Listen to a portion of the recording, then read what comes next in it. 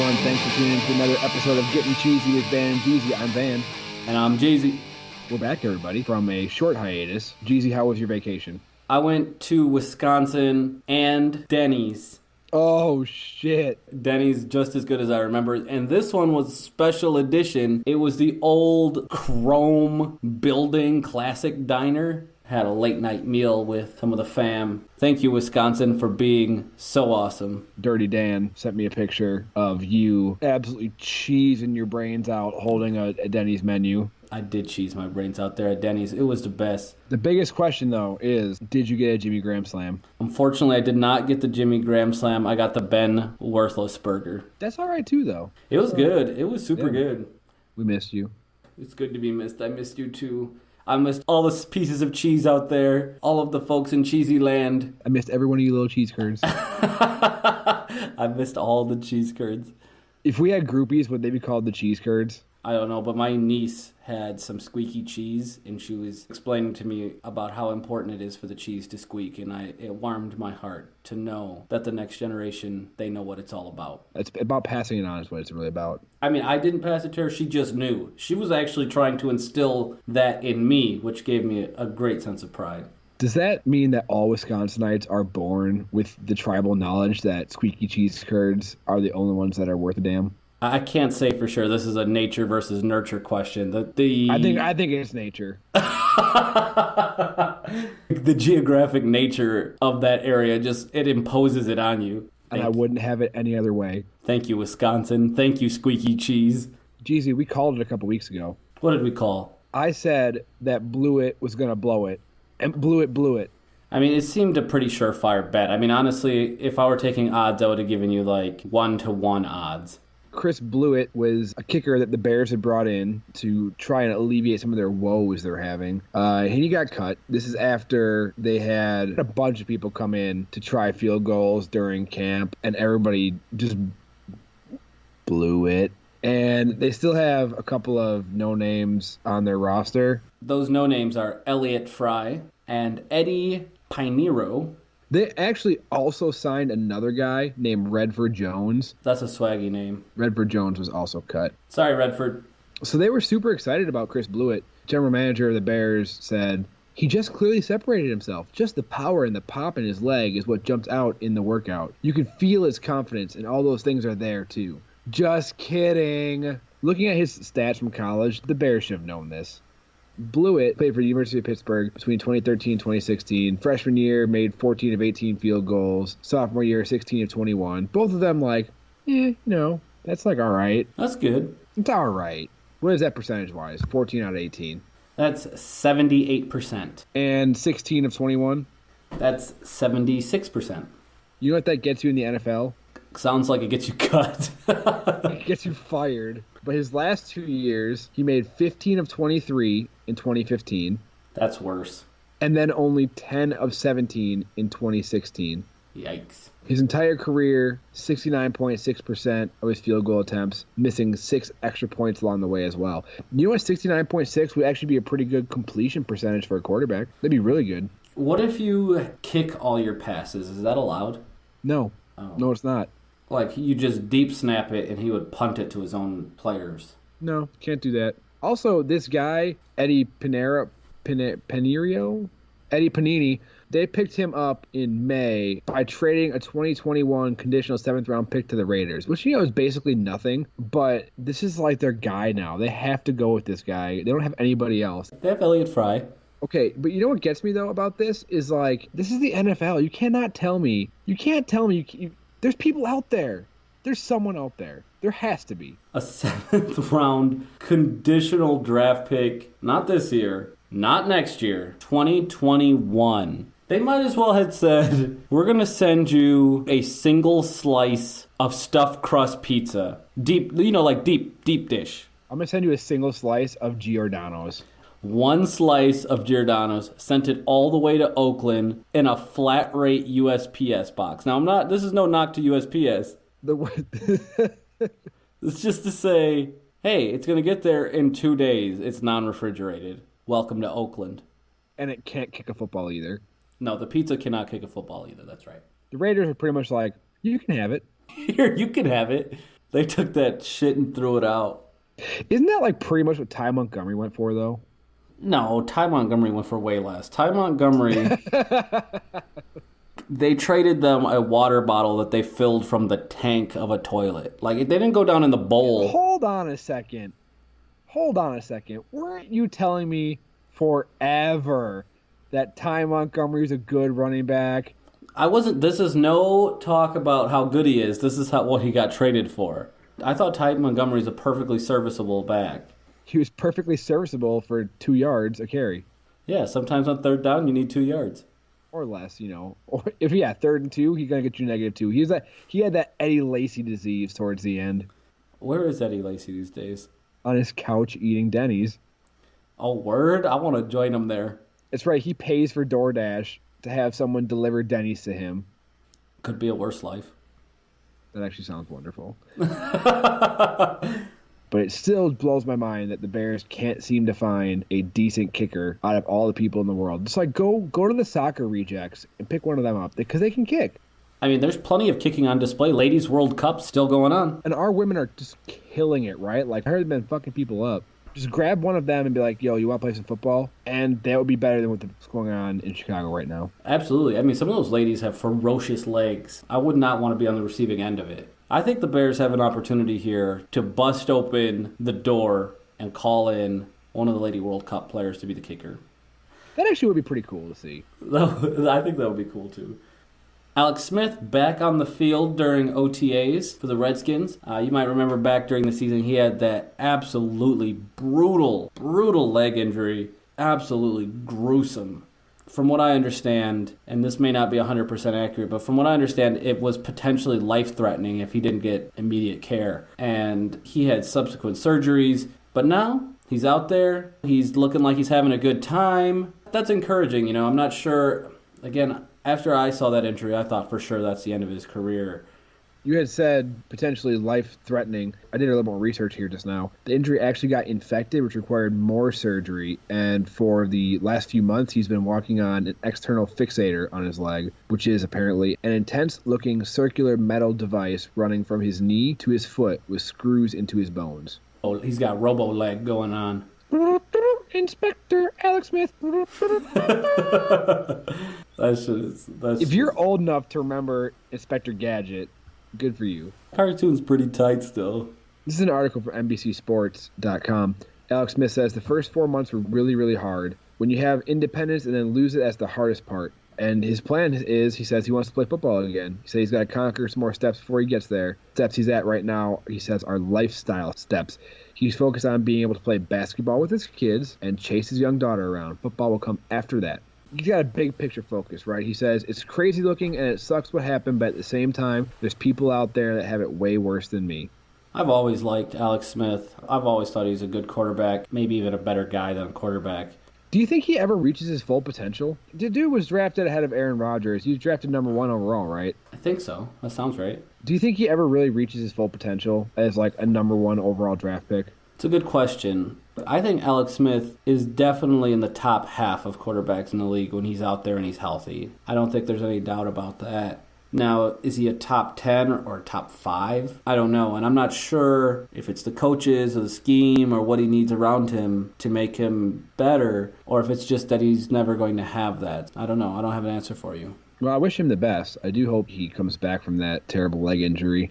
I might just go walk over to the stadium and let him know. Right here in my own backyard here in Washington. That's right. Technically in Maryland, but Actually, I think they practice in Virginia, though, so. Neato. Should I go on more? I mean, they used to practice at RFK Stadium, but now they don't do that anymore. What did RFK stand for? Really fucking cool. I was going to say the same thing. Were you really? Yes. Oh my gosh. We're both the dumbest people I know. That statement is RFD. Really fucking dumb? Yes, that's correct. Ding, ding, ding, ding, ding. We have a winner. Step up and claim your prize. It'll be one swift kick to the dick.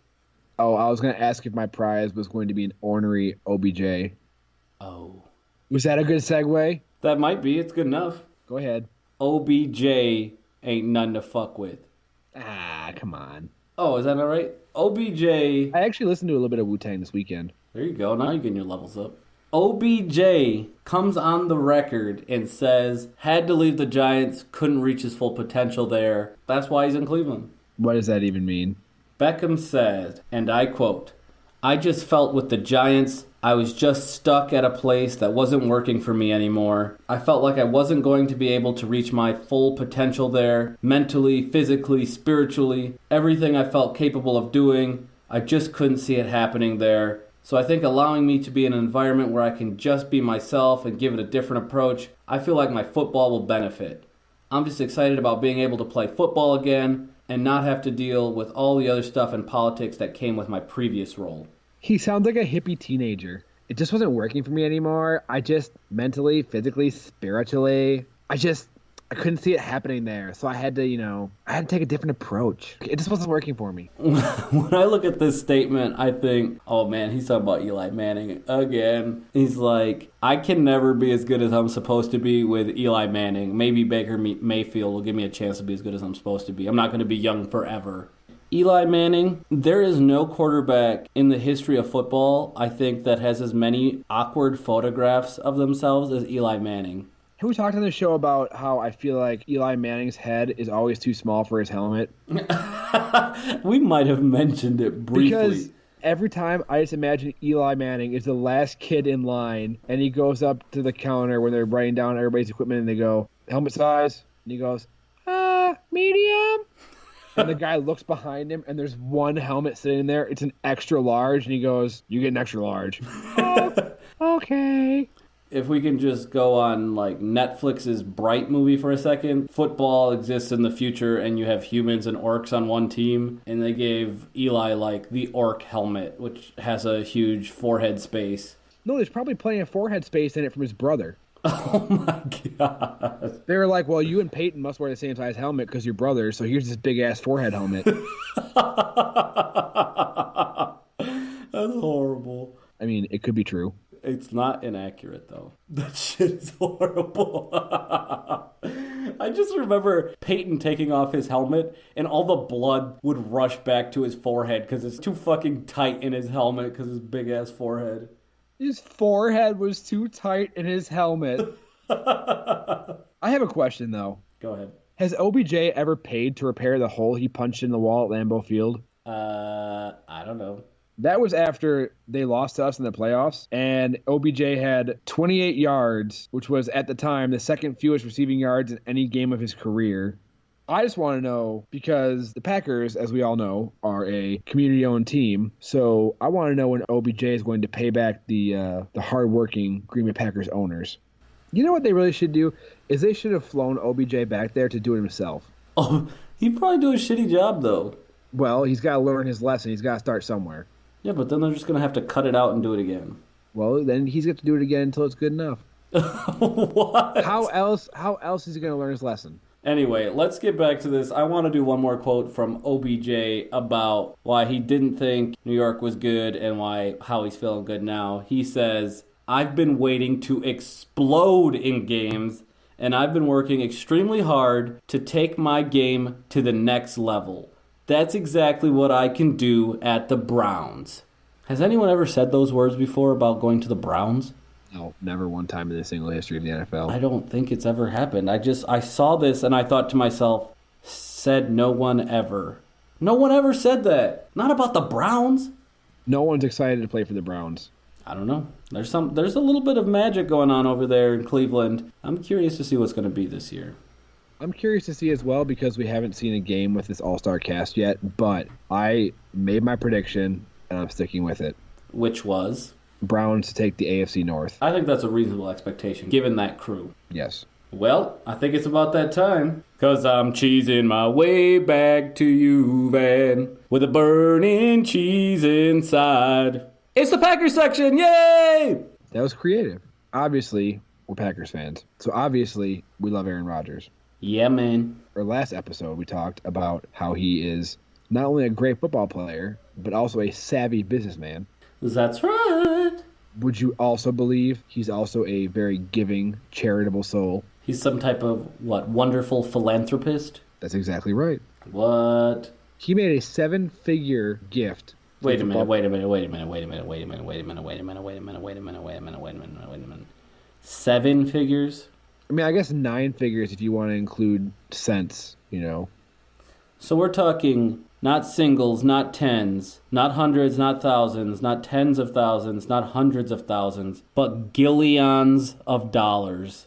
That's right. He donated in the gillions range? Yeah, to the football program at Cal, and it's going to be used to renovate the locker room and also create the Aaron Rodgers Scholarship. What?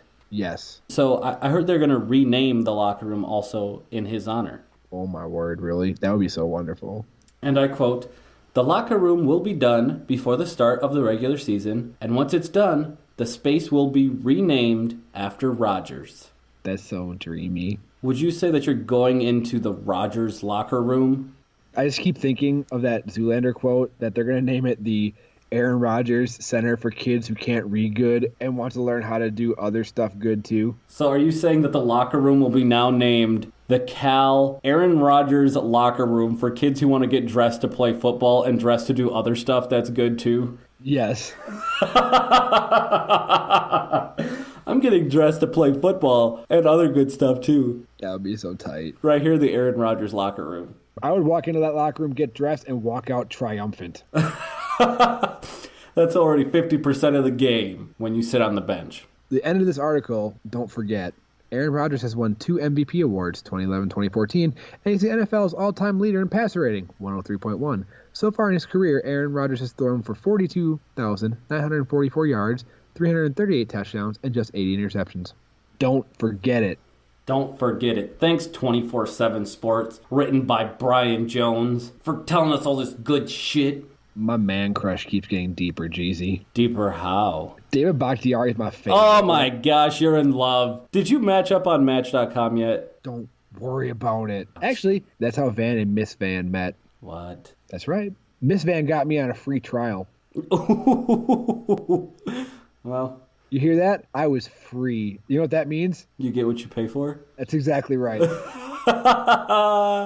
David Bakhtiari was named the NFL's best offensive lineman by Pro Football Focus and actually also ranked the 13th best player overall in the NFL in 2019. I'm stoked about that, dude. I have been feeling for the longest time that David Bakhtiari is the best tackle in the game. And Brian Bulaga is no joke either. We've got 2 really, really good tackles, and David Bakhtiari is finally starting to get a little bit of his due. He was selected to the All-Pro team. According to Pro Football Focus, he's got over a 93 pass blocking grade in each of the past 3 seasons. He leads all offensive linemen with 1,200-plus pass blocking snaps played since 2016, and he received Pro Football Focus's 2018 Pass Blocker of the Year award. Quote here from Pro Football Focus's Mike Renner. Bakhtiari is currently the gold standard for pass protection in the NFL. There are better run blockers and more impressive athletes playing tackle today, but no one is stingier. I mean, the thing that really rounds this out, that reminds you how awesome David Bakhtiari is this quote from him. Again, this is coming from a 247sports.com article written by Brian Jones again. And this is from David Bakhtiari. "Look, I appreciate all of the individual accolades. People can say a lot of nice things about my play. Offensive linemen, at the end of the day, are team players. We don't have statistics, so we pride ourselves on wins. We pride ourselves on other players' success in the offense and ultimately winning a Super Bowl. That's all I want. That's all I want." That resonates in my soul because I was an offensive lineman for many years, and that's exactly right. We don't have statistics. We pride ourselves on wins. Offensive line is the most thankless position in all of football. That's all I want. That is a 4-word sentence that is really all we need to know about the 2019 season. That is it. Thank you, Bakhtiari. Thank you for blocking for Aaron Rodgers and being stingy as fuck. And let's not forget, he has great skin complexion and can slam beers. That is important. Look, slamming beers is, I assume, how my father attracted Mother Jeezy. A word? It's a very desirable trait, I believe. Knowing your dad, he said, "Hey," and just slammed it. Backstory, Jeezy's father has only said one thing to me his entire life, and it's been, "Hey." That's a slight exaggeration, but not by much. Can you say any other words he said to me? He might have said, like, how you doing? He may have said, how you doing? I just can't get over David Bakhtiari. He's my next football jersey. Like, I have a Mason Crosby jersey because I love Mason Crosby. I think David Bakhtiari might be my next one. This is my next. That's it. Speaking of heartthrobs, Brett Favre is playing with my emotions. Wait a minute.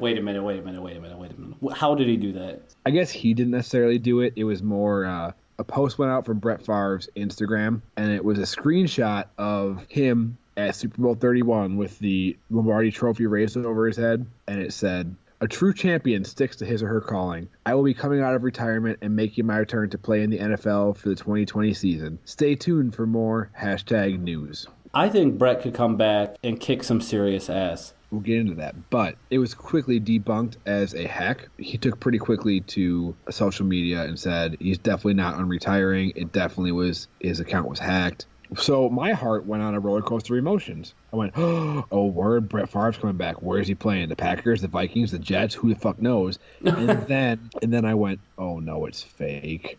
So it's like that saying where you have two options of things, you don't know what to choose, and it's like, all right, flip a coin, heads or tails. You know, whatever it's going to land on is what you should do. And as soon as you flick it, you get that in your heart, like, this is what I want. Same thing. Flick that coin. I was like, I want Brett Favre to play.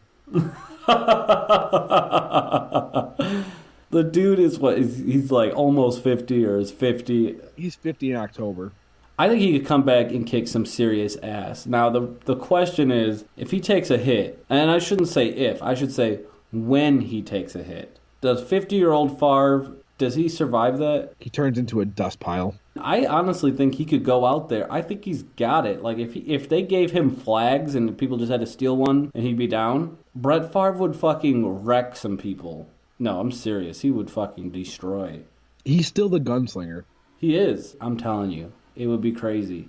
Brett Favre is the single player that I feel like, when it comes to passing... He would pass people into such bad trouble that they'd make a catch and then take a hit that literally just ended their lives. Yeah. Receivers coming up with their fingers looking like a bag of McDonald's French fries, like fucking broken and mangled. For all that gunslinging, it was fun. It was awesome to watch. But those dudes on the other end of it... I will say, anybody out there, if you really want to truly appreciate Brett Favre and how hard he threw the ball, just go back and look up some YouTube right now of like mid-2000s Packers. Watch him whipping that shit around, and then go watch Super Bowl 45 with Aaron Rodgers. Watch him whipping that ball around. You look at the game now versus then, and you're like, man, those guys threw the shit out of that ball. Brett Favre threw it, I think, almost unnecessarily hard. I felt like sometimes the ball might go through the receiver, just like bust a hole through them. That's why no one's ever going to throw more interceptions ever again than he did in his career. Baby, come back. Bring back 4, damn it. Can we start a petition? We could try. We'll start a GoFundMe.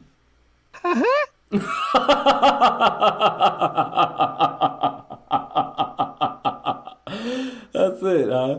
All right.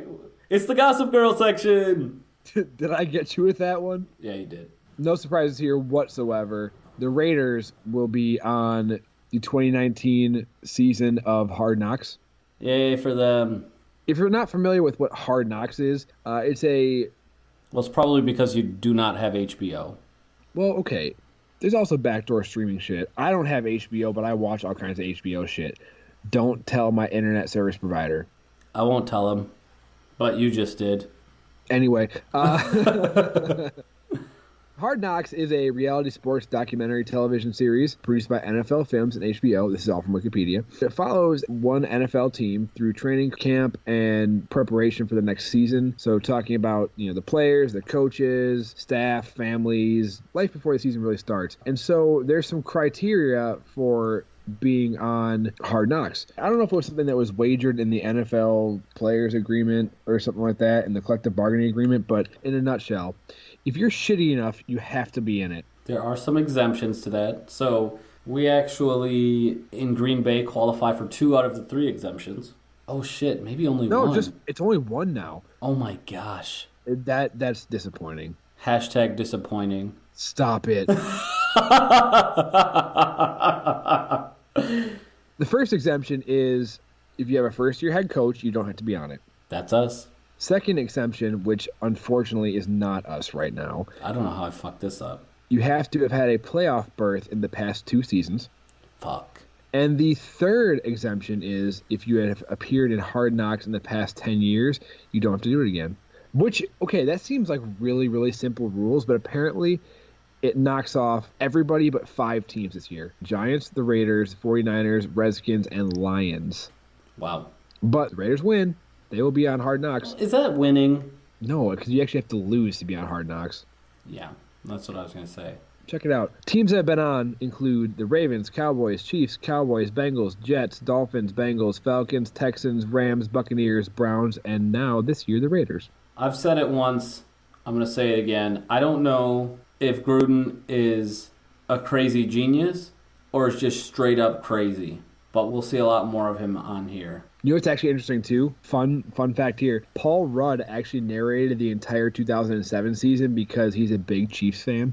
I love Paul Rudd. I think he's wonderful. I don't have any beef with Paul Rudd. Seems like a nice guy.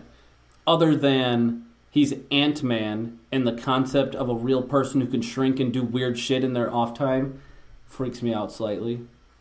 Hey, do you know what Ant-Man and naked women in jewelry have in common? No. Nothing! What?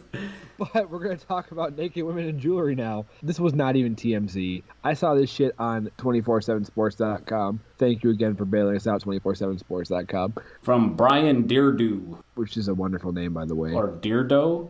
Brian Hairdo says, earlier this year, Le'Veon Bell had about $500,000 worth of clothes, shoes, money, and jewelry stolen from him out of his Hollywood, Florida home. And they released a 911 call that he made, and it's fucking hilarious. I mean, it's hilarious in a very sad way. It kind of is hilarious in a hilarious way. Like, I expected his voice to sound a lot different on this call, but he was very calm for the most part. He wasn't, like, very frantic. He was very calm about it. And he says, well, I had 2 girls in my house, and I got up and I did my normal routine to go work out. So I have to work out for a couple hours. When I came back, it took my money, took my watch, my jewelry, a couple more things of value out of my house. I don't know where they're at. I tried to call them before I called you guys. I tried to call them, and now they're not answering me, and they're ignoring me. I listened to the call. He just kept saying, like, and things that have value to me. And I kept thinking, like, okay, I understand money. I understand jewelry. But then he kept saying things that have value to me. And she's like, well, what are they? He just said, just things that have value to me. Like, maybe they stole his lucky underwear. Maybe they stole a bunch of his rap albums, all the ones that never sold to anyone. Oh, that's right. They probably stole a big-ass pile of those. I actually made a post earlier today about the Le'Veon Bell situation on our Twitter and our Facebook, where I have a link to the 911 audio in case anybody wants to listen to it. I think it's pretty funny. It's 2 minutes long. Go have a good listen. It's pretty funny. It is a little ridiculous, to say the least. Dude, I don't feel bad for him at all. $500,000? I don't feel bad. He was in bed with 2 naked ladies, and he got $500,000 stolen. I don't feel bad. Would you say they were bare naked ladies? Like that 90s alternative band? There's no mandatory practice right now. He's not practicing for the Jets at his Hollywood, Florida home. No, he's working out to stay buff. I mean, but seriously, he couldn't just, like, wait for his naked ladies to leave? Listen, it's not that simple. What do you mean it's not that simple? It must not be that simple because we're not doing those things and we don't understand. So apparently there must be a level of complexity to it that we don't understand. All right, let me get this straight. There's some naked ladies in my house. Right. I need to go do something. Yes. They are not married to me, nor do they pay rent. Correct. We have no kind of standard living together arrangement. That's right. All right, well, normally what that means is when I leave, y'all gotta go. I keep thinking of the thing in SpongeBob with Patrick and Man Ray when he's like, I found this wallet. If I saw it fall out of your pocket, he's like, is this your wallet? He's like, it looks like my wallet. And it's got your ID in it. So this must be your wallet. That seems reasonable. So I'm going to give you this wallet because it belongs to you. Okay. Go ahead and take it. That's not my wallet. Like, I'm just saying. So these women don't live with you. That's right. They don't have any financial responsibility in this relationship. That's right. So kick them out. That's not how it works. It's so true. And now look, there are friends that I would leave in my house unattended. There are many of them. But there are also other friends that I've not known that long that when it's time for me to go, it's time for them to go. I would say most of my friends are not allowed to stay here while I'm not here. You can stay here when I'm not here. That's what I'm saying. Like, if you want to come over, you need to crash here, whatever. That's fine. But like, Fringe friends are not allowed to just, yeah, that's what I'm saying. allowed to just hang out. That is a fringe friend. No matter, even if you've seen them naked, that's a fringe friend. Like I said, there's some level of added complexity here that you and I don't understand because we're not on that level. I don't know. I'm going to say that any added complexity could have been avoided by saying, hey, I got to go. That means y'all got to go. Hi, get the fuck out of my house. I know you're naked now, but all you have to do is put clothes on and you're not naked anymore. But I feel like Le'Veon Bell probably has a big enough house where you can't just you couldn't just be like, hey, I'm gonna work out in the basement, like you guys hang out here, because they could have just snuck out and you never would know. Oh, you think he didn't even leave his house to go work out for a couple hours? I have no idea. He may not have had to. That's true. I hadn't even considered that. He said when I got out of the shower, they were gone. I had assumed. That's true. He probably showed up butt naked, fresh out the shower. Yeah, he probably showed up butt-ass naked, expecting them to still be butt-ass naked so they could do butt-ass naked things. 2 hours later, he didn't even think they would get up and get some Denny's or something? I mean, if I was there laying in bed naked for 2 hours, I would at least ask if I could get some DoorDash to bring me a Jimmy Graham Slam. That's what I'm saying. Like, if they needed to pawn off one of his necklaces to pay for the Graham Slam, but... That's probably what happened. And then they got worried when they realized that they gave the guy too much money. They probably got way too hungry, right? They got hangry. And then this is the sequence of events as it unfolds in my head. Le'Veon Bell goes to work out. These women get hungry. Really, really hungry. But they're naked, so they don't have any money to give to get Denny's. So they call up DoorDash because they still have their phones. Because when you're naked, you still have your phone. Right. The DoorDash driver says, I can't give you this food without any money or anything in exchange. And they say, well, here, take this stuff of Le'Veon Bell's. It's just Le'Veon Bell's. We really want Denny's. And they find out after the fact that, oh, man, we gave him way too much stuff for that $9.95 Jimmy Graham Slam. So they left through the window. I saw a picture of the necklace that was stolen. He had a diamond-encrusted Black Panther pendant that was worth over $100,000 on its own. Le'Veon Bell, good luck getting your shit back. It's not coming back. Peace. Jeezy, you take this next section. You found the articles. Explain yourself. Anyway, we're moving on to the interesting take section, and we may or may not chew on all of this, but the NFL's website had a few articles they just published predicting first-time Pro Bowlers from each team. The biggest problems with this list I see is that, the Cardinals aren't sending anybody to the Pro Bowl. The Lions are not sending anybody to the Pro Bowl. There's plenty of teams in here that, that's a stretch, man. There's a lot of teams that aren't sending anybody to the Pro Bowl. All right, so let's jump through a bunch of these, and we'll talk about who we think is the real deal on here. Arizona Cardinals, Christian Kirk, wide receiver, second NFL season. I got nothing to talk about there. You want to just list them, and we can stop. We can just list them, and then if we find one that tickles our fancy, we can stop. Atlanta Falcons, Grady Garrett. You mean Grady Jarrett? Fine. Defensive tackle, fifth NFL season. Nada. Carolina Panthers, Christian McCaffrey, running back, third NFL season. I say yes to this one. I say yes to this one, too. The dude had 1,900 yards from scrimmage last year. Yeah, no, I'm good with it. I agree. Christian McCaffrey is a beast. Third in yards from scrimmage, 1965. Finished sixth overall in rushing with 1,098. I think he's the real deal. He's a top 5 in the NFL. I don't know why he wasn't a Pro Bowl choice last year. I don't know either. Chicago Bears, Roquan Smith. He's a linebacker. I mean, I remember him being decent, but whatever. I don't know about Pro Bowl, but yeah.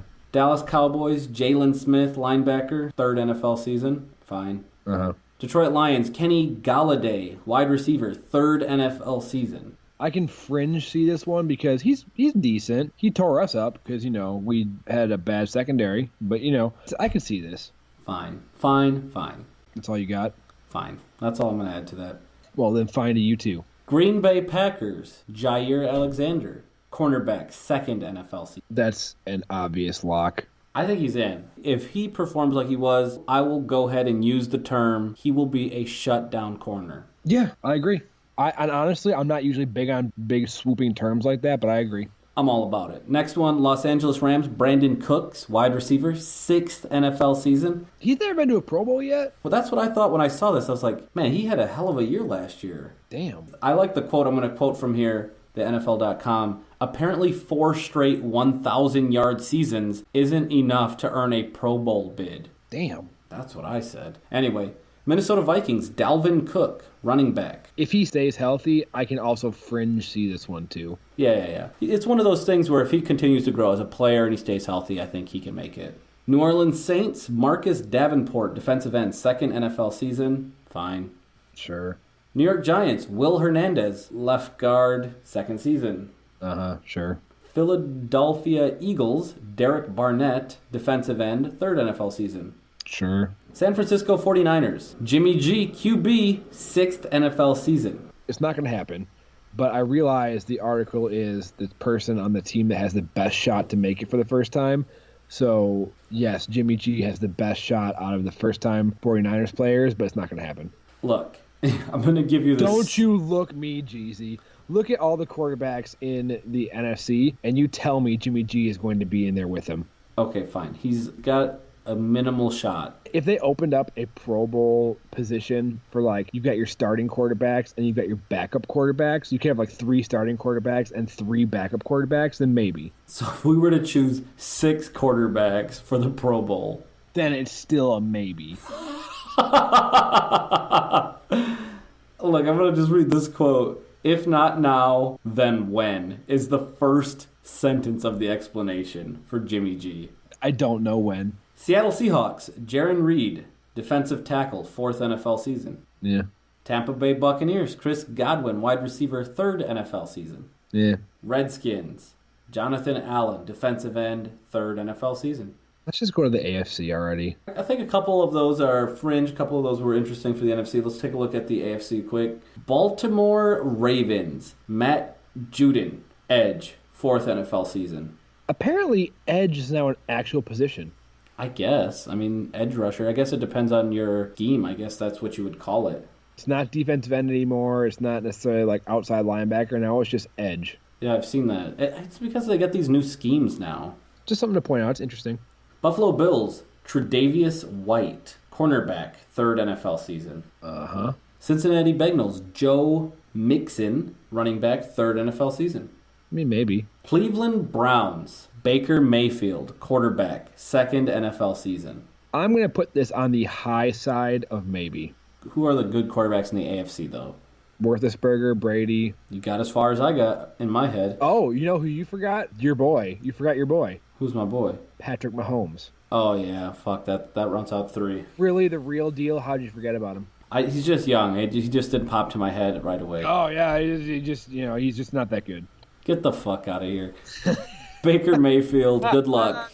You've got some people to beat, but I think Ben Roethlisberger, I think, is honestly the person to beat on that list. My favorite thing looking at this article here about the section with Baker Mayfield, it's got a list of the Browns quarterbacks selected in the Pro Bowl, and you've got some in the 50s, some in the 60s. You got one in 1980, one in 1987, and then one in 2000. And the article says, notice something? Outside of Derek Anderson's deal with the Devil campaign in 07, Cleveland has offered nothing but junk under center since Bernie Kosar was cut by Bill Belichick in 93. Nothing but junk. I think he's got a shot. He's definitely, I think, easily a top 6, probably a top 5, maybe a top 4, but he's got to do better than that to make the Pro Bowl, so we'll see. Or the good quarterbacks just have to play in the Super Bowl. That's true. You don't have to be the best. You used to be like the 3rd or 4th best and you can get to the Pro Bowl. Anyway, Denver Broncos, Bradley Chubb, edge. Yeah, probably. Houston Texans, Justin Reed, safety. Yeah. Indianapolis Colts, Darius Leonard, linebacker. Yeah. Jacksonville Jaguars, Miles Jack, linebacker. Yeah. Kansas City Chiefs, Chris Jones, defensive tackle. Yeah. Los Angeles Chargers, Desmond King II, cornerback, return specialist, third NFL season. Yeah. You're not feeling too strong about the AFC. No. Miami Dolphins, Laramie Tunsil, outside tackle, fourth NFL season. Half of these names remind me of that Key and Peele skit. They're not that bad. Laramie Tunsil. New England Patriots, J.C. Jackson, cornerback. Miami Dolphins, Hingle McCringleberry, offensive tackle. New York Jets, Sam Darnold, quarterback, second NFL season. Nope. Nope. Sam Darnold, look, the thing about Sam Darnold is he's got to start playing to protect his health. That dude plays too wild. I just don't know. I say no. Because unfortunately, part of the Pro Bowl is you're more likely to get snubbed on a Pro Bowl selection being on a shitty team. Yeah. Yeah, I think so. Which is why I say a double nope to Sam Darnold. They picked up Le'Veon. Maybe this is their year. I know what I said. Oakland Raiders, Maurice Hurst, defensive tackle. Second NFL season. Yeah. Pittsburgh Steelers, Vance McDonald, tight end, 7th NFL season. Yeah. Tennessee Titans, Harold Landry, edge, 2nd season. Yeah, maybe. So, I mean, basically all we did here is say that we had comments for the quarterbacks, and all these other positions, we just have no fucking clue. We had Christian McCaffrey. Okay, fine. And Jair Alexander. All right, fine. We knew our hometown person. Out of the 32 teams, we probably had like something to say about 8 of them. We had a quarter. We were there for a quarter of them. There we go. Fine. I think there's a possibility we have a breakout year for Jair. I think Baker Mayfield seriously could be there. Christian McCaffrey definitely should have already been there. So as long as he doesn't get hurt, I think he'll do it. Sam Darnold seems like a long shot. I'm in agreement with those statements. Jimmy G, though? Nah. Anyway, you've been listening to Gettin Cheezy with Van and Jeezy. I'm Van. And I am Jeezy. I noticed that no one called in or texted in on our phone number this time. I don't think we even announced it. Yes, only during the live. Well, of course we did, because no one can hear this right now because this is being recorded locally on your computer. Yeah, but everyone can call in at any time. We'll take your recording. We'll put it on the show. You could be on our show. That phone number, by the way, is 980-2-CHEEZY with a Z. With a Z. 980-224-3399. As always, check us out on Twitter, SoundCloud, YouTube, Google Play Music, Facebook, Spotify, iTunes, iHeartRadio, Stitcher, and CheezyPodcast.com. CheezyPodcast.com. I got them all right this time because I used my flashcard again. Ooh, you so fancy. Prepared. I'm prepared. You so fancy. I want to be. We'll see you guys next time. Okay, love you, bye.